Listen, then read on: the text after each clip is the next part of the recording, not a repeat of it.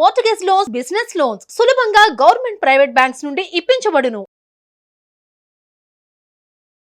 నమస్తే, welcome back to Suman TV. నేను మీ సంజయ్. ఈరోజు మనతో పాటు ఉన్నారు ఒక స్పెషల్ గెస్ట్. ఆయన ఎవరంటే 11 సంవత్సరాల నుంచి భారతదేశం మొత్తం మీద ఎన్నో ప్రదేశాల్లో ఎన్నో వందల మంది విద్యార్థులకి మన ఇండియన్ కాన్స్టిట్యూషన్ అంటే మన భారత రాజ్యాంగం గురించి చెప్తూ, ఇప్పుడు అంతేకాకుండా అర్థశాస్త్ర అనే సివిల్స్ అకాడమీని స్థాపించిన డైరెక్టర్ పెండియాల సతీష్ కుమార్ గారు మనతో పాటు ఉన్నారు. ఆయనతో మాట్లాడి కొన్ని విషయాలు తెలుసుకుందాం. నమస్కారం సార్. నమస్కారం అండి. సార్, ఇప్పుడు డిగ్రీ అంటే గ్రాడ్యుయేషన్ కంప్లీట్ చేశాక చాలా మంది యూపీఎస్సీకి ప్రిపేర్ అవుతుంటారు చాలా మంది. అలా కాకుండా గ్రాడ్యుయేషన్ కంటిన్యూస్ లో ఉండగానే, అంటే గ్రాడ్యుయేషన్ చేస్తూ ఉండగానే మిడిల్లో వాళ్ళ అకాడమీస్ ఏమి అంటే కొలాప్స్ అవ్వకుండా, వాటికి డిస్టర్బ్ అవ్వకుండా యూపీఎస్సీకి ప్రిపేర్ అవ్వచ్చా? అలాంటి వాళ్ళకి ఎలాంటి మార్గాలు ఉన్నాయి చెప్తారా? గుడ్ క్వశ్చన్ అండి. ఎందుకంటే మన ఇండియాలో మనం ఏ గ్రాడ్యుయేషన్ చేస్తున్నాము అనేది నాకు తెలిసి 1 to 5% స్టూడెంట్స్ డిసైడ్ చేసుకుంటారు. 95% పేరెంట్సే డిసైడ్ చేస్తారు. పుట్టగానే మేరా బేటా ఇంజనీర్ బనేగా, మేరా బేటా డాక్టర్ బనేగా అని చెప్పి హాస్పిటల్లోనే అనేస్తారు. ఇండియాలో అలాంటివి ఉంటాయి. కానీ పిల్లవాడు 6th నుంచి క్లాసెస్ వెళ్తూ 12th క్లాసు అయిపోయే వరకు కలెక్టర్ని చూసావు, ఐపీఎస్ని చూసావు, ఐఎఫ్ఎస్ ఆఫీసర్ని చూసావు, కలగలుగుతుంది. అంటే వాడికి కూడా కోరిక ఉంటుంది, నేను యూపీఎస్సీ చేస్తే బాగుంటుంది కదా అని ఉంటుంది. కానీ ఇంజనీరింగ్ చేస్తూ యూపీఎస్సీ చేయొచ్చా, ఎంబీబీఎస్ చదువుతూ యూపీఎస్సీ చేయొచ్చా, డిగ్రీ చేస్తూ యూపీఎస్సీ చేయొచ్చా అనేది ఒక సందేహాలు ఉంటాయి. ఈ మధ్య అది సందేహాలు చాలా వస్తున్నాయి. నా దగ్గర ఎంక్వైరీస్ చాలా వస్తున్నాయి కూడా. అంటే పిల్లలందరూ ఎలా చేయాలి సార్ అని చెప్పేసి. ఫస్ట్ మీ అందరికి ఒక చెప్పడం ఏంటంటే, మీ అకాడమిక్స్ కాంప్రమైజ్ అవ్వకూడదు.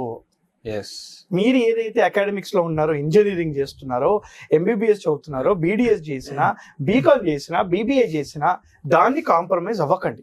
ఎందుకు చెప్తున్నానంటే, యూపీఎస్సీ ఎగ్జామ్ అనేది 0.01% క్రాక్ చేస్తారు.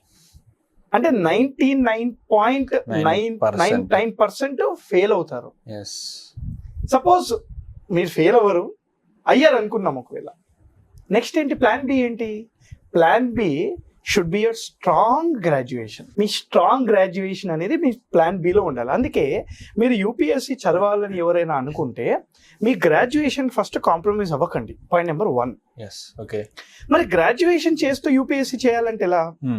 మీరు ఫస్ట్ ఇయర్లో ఉన్నప్పుడు 1 hour, సెకండ్ ఇయర్లో ఉన్నప్పుడు 1.5 hour, థర్డ్ ఇయర్ 4th ఇయర్లో ఉన్నప్పుడు 2 hours కేటాయించండి దానికి. దీనికి ఒక ప్లాన్ ఉంది. ఈ 1 hour, 1.5 hour, ఈ 2 hours 4th ఇయర్కి వచ్చే వరకు 2.5 hours లో యూపీఎస్సీ అంటే ఏంటి, దాని సిలబస్ ఏంటి, ప్యాటర్న్ ఎలా ఉంటుంది, సబ్జెక్ట్స్ ఏముంటాయి, బుక్స్ ఏముంటాయి, క్వశ్చన్స్ ఎలా వస్తాయి, దీని మీద అవగాహన రావడానికి ఒక పిల్లవాడికి 6 నుంచి 8 నెలలు పడుతుంది. గ్రాడ్యుయేషన్ అయిపోయాక మీరు గ్రాడ్యుయేషన్ లో ఉన్నప్పుడే ఈ 6-8 నెలల సమయం ఏదైతే ఉందో అది కాపాడుకోండి. ముందే తెలుసుకోండి ఇవన్నీ. Understand what is UPSC when you are in graduation. నేను చెప్తున్నానండి, 30% సిలబస్ అయిపోయినట్టే తెలుసుకుంటే. సిలబస్ బై హార్ట్ చేయడం అనేది key to crack the UPSC exam. ఎందుకు? సిలబస్ బై హార్ట్ చేస్తే ఏమొస్తుంది అని మీరు క్వశ్చన్ అడగొచ్చు. Whenever you by heart the syllabus, you will know what to leave when you read. అది సిలబస్ కి లింక్ కాలేదనుకోండి సార్, అది అవసరం లేదని తెలుసుకుంటావు కదా. సో నువ్వు ఫస్ట్ ఇయర్ లో ఉన్నప్పుడే సిలబస్ ని బైహార్ట్ చేయి. పేపర్ 1 ఏముంటుందో చెప్పు, పేపర్ 2, పేపర్ 3, పేపర్ 4, ఎస్ఏలో ఏమేమి ఉంటాయి, ప్రిలిమ్స్ లో ఏమేమి ఉంటాయి, ఇంటర్వ్యూలో ఎలా అడుగుతాడు, సక్సెస్ స్టోరీస్ ఏవే ఉన్నాయి, వాళ్ళ వీడియోస్ చూడు. ఇవన్నీ నువ్వు గ్రాడ్యుయేషన్ లో ఉన్నప్పుడు చెయ్యి. ఇది ఫస్ట్ అండ్ సెకండ్ ఇయర్ ఉన్నప్పుడు కావాలంటే చేసుకో. సెకండ్ ఇయర్కి వచ్చాక ఫౌండేషన్ లెవెల్ కోచింగ్ అని ఉంటుంది. అంటే ఫౌండేషన్ లెవెల్ బేసిక్స్. ఎన్సీఆర్టీ 6 నుంచి 12వ తరగతి పుస్తకాలు తీసుకొని చదువుకో. యూపీఎస్సీ క్రాక్ చేయాలి అంటే NCERT is must. If at all you're doing this too, మీ 40% సిలబస్ అయిపోయింది.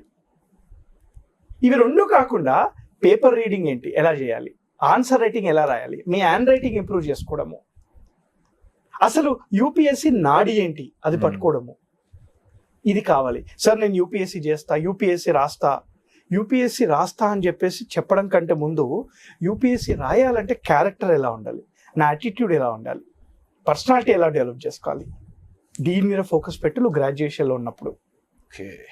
దీని మీద ఫోకస్ పెడితే నేను చెప్తున్నానండి, ఫస్ట్ అటెంప్ట్లో కొడతావు. ఫస్ట్ అటెంప్ట్లో నువ్వు క్రాక్ చేస్తావు. సార్ మరి గ్రాడ్యుయేషన్లో ఉన్నప్పుడు ఇది అయిపోతే గ్రాడ్యుయేషన్ తర్వాత ఏం చేయాలి అని మీరు అడగొచ్చు. అవును సార్. మెయిన్స్ ఆన్సర్ రైటింగ్ ఉంటుంది, కాన్సెప్ట్ ఉంటుంది, ఇంటర్లింకింగ్ సబ్జెక్ట్ ఉంటుంది, ఆప్షనల్ సబ్జెక్ట్స్ ఉంటాయి. ఇవన్నీ గ్రాడ్యుయేషన్ అయ్యాక ఈజీ అయిపోతుంది మీకు. ఇంకా you're already part of it. మీరు సముద్రంలో ఆల్రెడీ రివర్గా కలిసిపోయారు. మీరు మీ వాగ్ కాదు ఇప్పుడు, మీ సముద్రంలో భాగం అయిపోయి అదే ఫ్లో అవుతూ ఉందంటే డైరెక్ట్ వెళ్ళి బే ఆఫ్ బెంగాల్లో కలవడమే, ఇంకేం లేదు అక్కడ. మళ్ళీ వాగ్గా ఏర్పడి రివర్గా ఏర్పడి మళ్ళీ కలవాలి. మళ్ళీ గ్రాడ్యుయేషన్ తర్వాత మొదలు పెట్టకండి, ఫ్లోలో ఉన్నారు అప్పటికే. మీరు గ్రాడ్యుయేషన్ తర్వాత మొదలు పెడితే మీకు 21 years ఉన్నప్పుడు మీరు రాయొచ్చు ఎగ్జామ్. మీరు 21 years ఉన్నప్పుడు మీరు కోచింగ్కి వెళ్తారు. 1 year coaching, 1.5 year exam, 2.5 years ఖచ్చితంగా ఉండాల్సిందే కదా. 2.5 years లో ఫస్ట్ అటెంప్ట్లో రాలేదంటే ఇంకో 1.5 year ఎగ్జామ్, అంటే 2 attempts అయ్యే వరకు 4.5 years అవుతాయి.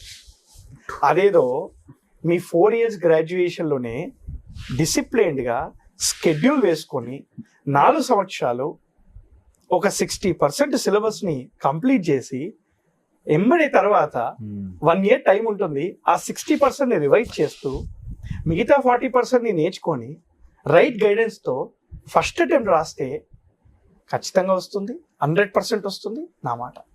సరే సార్, మరి ఇలా గ్రాడ్యుయేషన్ చేస్తూ ఉండి యూపీఎస్సీ క్రాక్ చేయాలనుకున్న వాళ్ళకి మీరు ఎలాంటి గైడెన్స్ ఇస్తున్నారు? అలాంటి ఏమైనా ఉన్నాయా? అంటే మీ కోచింగ్ సెంటర్లో కూడా ఇలాంటి ఆప్షన్స్ ఏమైనా ఉన్నాయా? అంటే ఎక్కువగా ఎక్కువగా ఏ విధంగా ఇస్తారంటే గ్రాడ్యుయేషన్ అయ్యాక కోచింగ్ ఇస్తుంటారు చాలా మంది, మీరు చెప్పారు కదా 1 year వరకు.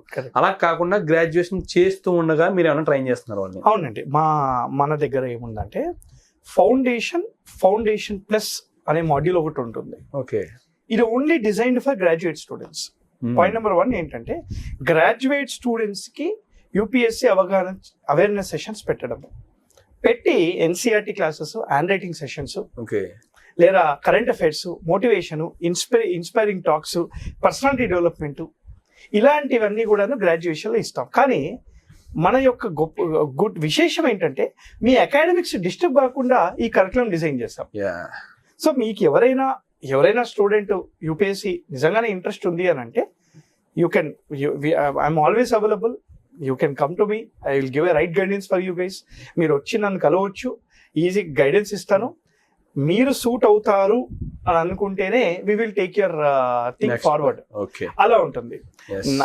చాలా మంది ఏమవుతుందంటే ఇక్కడ 4th year తర్వాత 4th year వరకు కూడా మన దగ్గర స్టూడెంట్స్ ఉంటారు. 4th year వరకు అర్థం అవుతుంది యూపీఎస్సీ నా వల్ల కాదు అని. 4th year వరకు అర్థం చేసుకుంటే చాలా హ్యాపీ. ఎందుకు 4th year అయ్యి కోచింగ్ తర్వాత అర్థం చేసుకుంటే 1 year పోయింది కానీ లైఫ్ లో. అవును సార్. ఆ 1 year పోకుండా ఉండాలి అంటే నువ్వు కోచింగ్ లో ఉన్నప్పుడు, అంటే గ్రాడ్యుయేషన్ లో ఉన్నప్పుడే నువ్వు అర్థం చేసుకో, am I suitable for civil services or not. దానికి మేము రైట్ గైడెన్స్ ఇవ్వడానికి ఎప్పుడు కూడా సిద్ధంగా ఉంటామండి. Thank you sir. కానీ సార్ నాకు ఇప్పుడు ఒకటి అర్థమైంది సార్, నేను చాలా వాల్యుబుల్ సమయాన్ని పాడు చేసుకున్నాను లైఫ్లో. అంటే ఐపీఎస్ అవ్వాలన్నది నాకు ఒక చిన్న కళ ఉండేది. ఏ విధంగా అంటే ఒక ఇన్స్పిరేషనల్ స్టోరీస్ చూస్తూ ఈ విధంగా. అయితే నేను దానికి క్యాపబుల్ కాదా, క్రాక్ చేయగలనా అన్న సందేహం ఒకటి పక్కన పెడితే దానికి ఆన్సర్ కనుక్కోలేకపోయాను ఇప్పటికీ నేను. మీరు చేసింది కనుక అంటే మీరు చెప్పింది కనుక నేను ఇంప్లిమెంట్ చేస్తుంటే గ్రాడ్యుయేషన్లో ఉండగానే వీటి గురించి ఆలోచించి వీటి గురించి ఒక ఫస్ట్ ఇయర్లో 1 hour వీటి గురించి కేటాయించగలిగి ఉంటే యూపీఎస్సీకి నేను అసలు క్యాపబుల్నా కాదా అనేది తెలిసి ఉండేది నాకు. కానీ ఇప్పటికీ ఒక అపోహలను ఉండిపోయాను నేను. కానీ ఎవ్రీ స్టూడెంట్ దీన్ని పరీక్షించు వాళ్ళ అంత క్యాపబుల్లా, యూపీఎస్సీని క్రాక్ చేయగలరా అని పరీక్షించుకుంటారని నేను అనుకుంటున్నాను మ్యాక్సిమం. ఎందుకంటే టైం అనేది గడిచిపోయాక రాదు. Everything happens for hour good అండి. ఎస్, మేబీ మీరు ఐపీఎస్ ని శాసించే పొజిషన్లోకి వెళ్తారేమో, అది రాసిపెట్టుంది అది. కానీ ముందు కానీ దాన్ని గ్రహించడం అనేది మాత్రం ముందుగానే గ్రహించాల్సి. Exactly. So thank you very much sir. Thank you అండి.